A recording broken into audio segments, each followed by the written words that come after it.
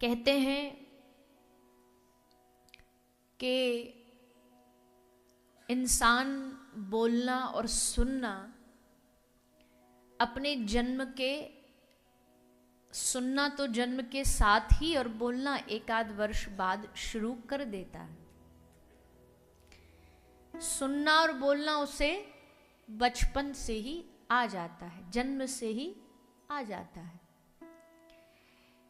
सुनना और बोलना तो बचपन से आ जाता है, लेकिन क्या सुनना और क्या बोलना, ये सीखने में उसको पूरा जीवन लग जाता है। सुनना क्या चाहिए और बोलना क्या चाहिए, ये दो बड़ी ही जीवन की महत्वपूर्ण विषय हैं। भैया एक बार हम फिर कह दें, अपने अपने फोन सब चेक कर लो, निकाल के चेक कर लो कि साइलेंट है या नहीं है। और अब की बार बजेगा तो हम पंडित जी को भेज के जब्त करा लेंगे।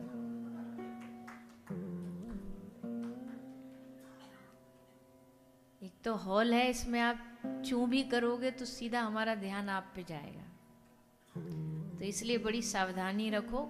एंट्री में ही आओ तो अपने फोन को सब लोग साइलेंट करके आया करो।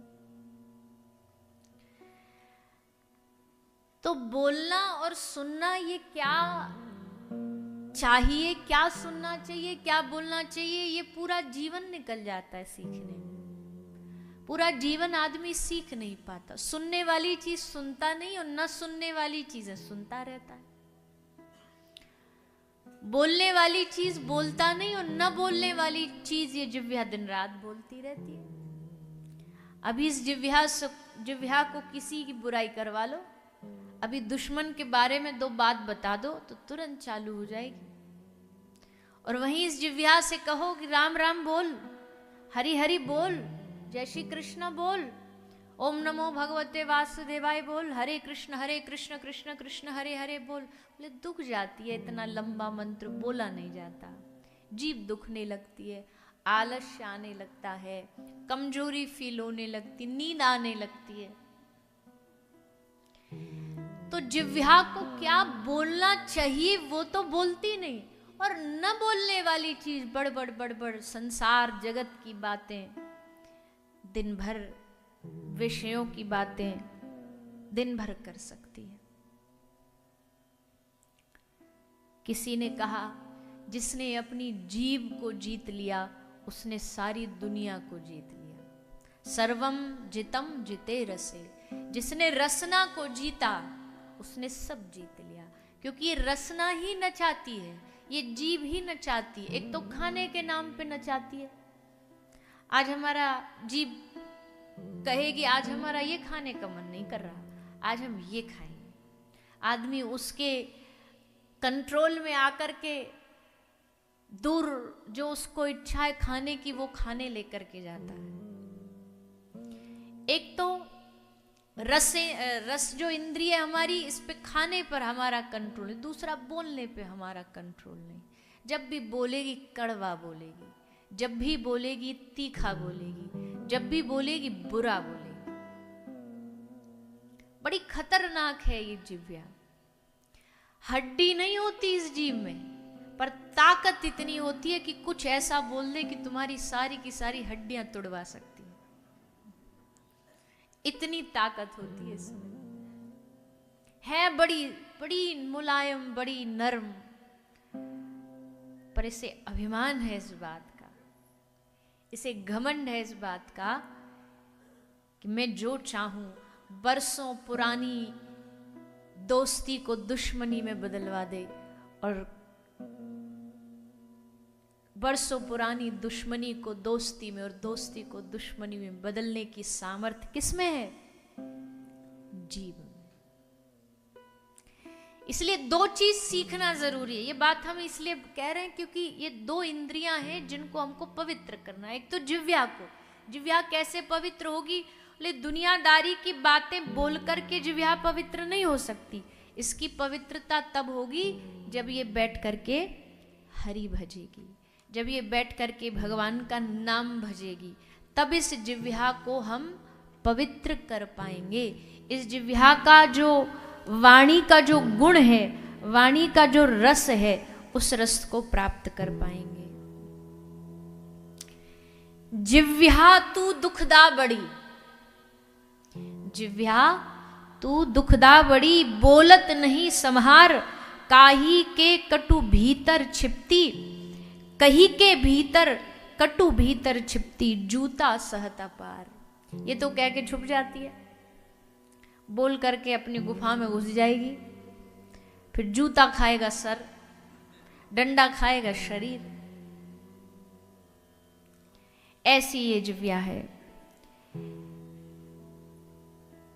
तो क्या बोले उस पे ध्यान, और दूसरा क्या सुने। सुनना क्या चाहिए वो बहुत जरूरी है। क्या सुन रहे हो बैठ करके, क्या देख रहे हो टीवी पर, क्या देख रहे हो कान के द्वारा मोबाइल से, क्या भीतर जा रहा है। जो आप चित्र देखते हो वही आपका चरित्र बना देता है, जो आप सुनते हो वो आपका व्यवहार बना देता है। तो सुनने की दुनिया में बहुत सारी चीजें, किसी की निंदा है, किसी की चुगली है, किसी की बुराई है, पर भाग्यशाली है वो लोग जो दुनियादारी की इन बातों को छोड़ करके 7 दिन निकाल के जीवन से यहाँ ऋषिकेश में बैठ करके भगवान की कथा को श्रवण पान कर रहे हैं। ये सुनना बड़ी बात है, क्योंकि कान को अच्छा सुनने की आदत नहीं है, जीभ को अच्छा बोलने की आदत नहीं है। ये सबके साथ है। बुराई हमें जल्दी आकर्षित कर लेती है अच्छाई से, बुराई हम पर ज्यादा जल्दी हावी हो जाती है अच्छाई से। अच्छाई को अपनाने में पूरा जीवन लग जाता, और बुराई कुछ क्षण में हम पर हावी हो जाती है। शराब छोड़ने में समय लगता है, शुरू करने में क्या समय लगता है। शुरू करने में 2-4 आड़े टेढ़े संगी साथी मिल जाए, दोस्त मिल जाए, अरे भैया पी लो, कुछ नहीं होता। वो कुछ नहीं होता के चक्कर में आदमी मर जाता है। और फिर छूटे छुटाए, नशा छूटता नहीं, बुराई छूटती नहीं। तो ये बड़े धन्य भाग हैं उन कानों के जो भगवान की कथा सुनने का मन बनाते हैं। श्री प्रथु महाराज, भागवत जी का एक प्रसंग है, भगवान श्री प्रथु ने भगवान से क्या मांगा वरदान में। कोई कहता भगवान धन दे दो, दौलत दे दो, विद्या दे दो, सरस्वती दे दो, पद दे दो, प्रतिष्ठा दे दो। प्रथु महाराज ने जानते हो क्या मांगा?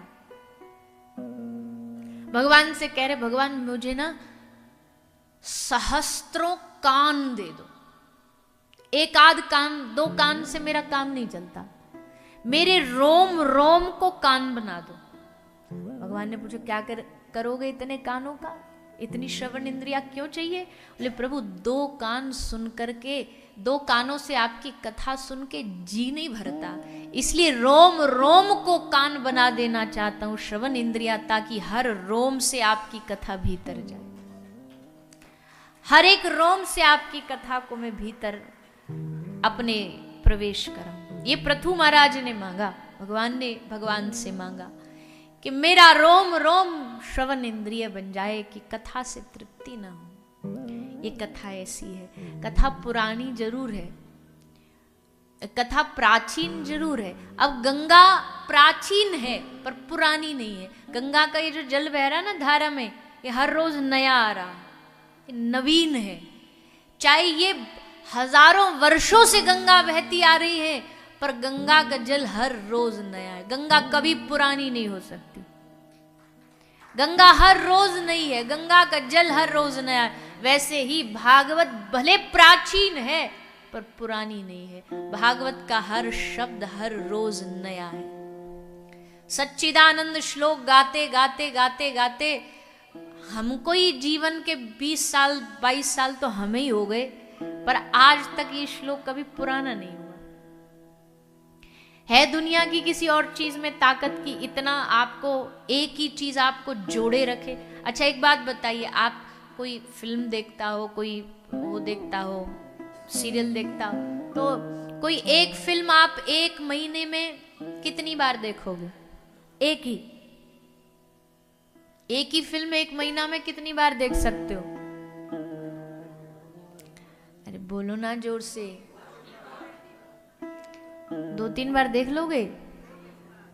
बड़े धन्य हो आप लोग तो।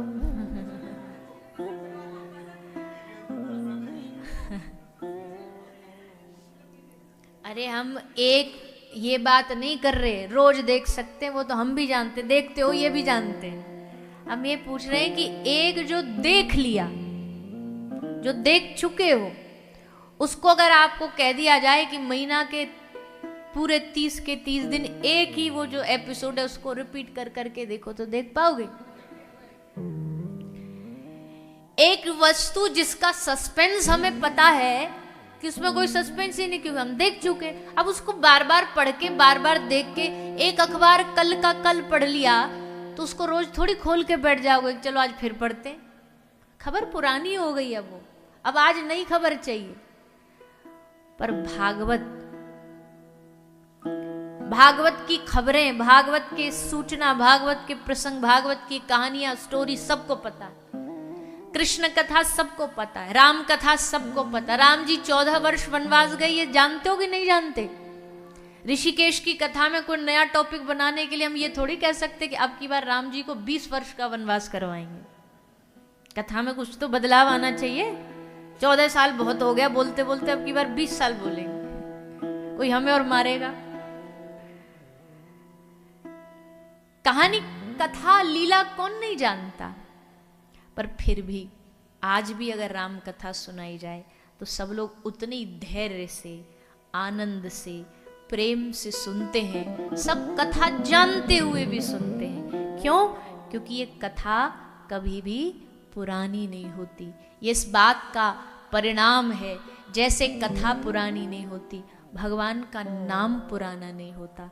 बाकी दुनिया के सब नामों का एक एक्सपायरी डेट आ जाती है। आज के समय में कोई अपने बच्चे का नाम बनवारी लाल नहीं रखेगा, है कि नहीं? माफ करना कोई हो ऐसे यहाँ पे, पर आज के जमाने में अगर आज की जनरेशन को आप कहो कि छगन लाल नाम रख दो, अब वो पुराना हो गया। अब नई वैरायटी चली है नामों की, और आगे में ये नाम पुराने हो जाएंगे। हर समय के साथ नाम में पुरानापन आता रहता है, बोरिंगपना आता रहता है। पर राम नाम, युग बीत गए, युगों युगों चले गए, आज से हजारों, लाखों, करोड़ों साल पहले भी हिमालय की गुफा में एक साधु बैठ करके राम राम राम राम राम राम जप रहा था, और आज कलयुग में बैठ करके भी वो राम राम राम राम ही जप रहा एक साधु। न तब राम नाम पुराना था, न आज राम नाम पुराना है, और न सदियों बाद राम नाम कभी पुराना होगा। ये भगवान के नाम की ताकत है। जो लोग आज भी कहते हैं ना राम मनुष्य थे, अरे मनुष्यों की कथा कभी इतनी लंबी चलती है? मनुष्यों के नाम कभी इतने रसमय होते? कभी नहीं हो सकते। आप दुनिया के किसी साधारण इंसान का नाम हमको 108 बार माला पे बोल के दिखा दो। माला लो और उस पे संसार के किसी भी आदमी का नाम 108 बार बोलो। रमेश रमेश रमेश, अशोक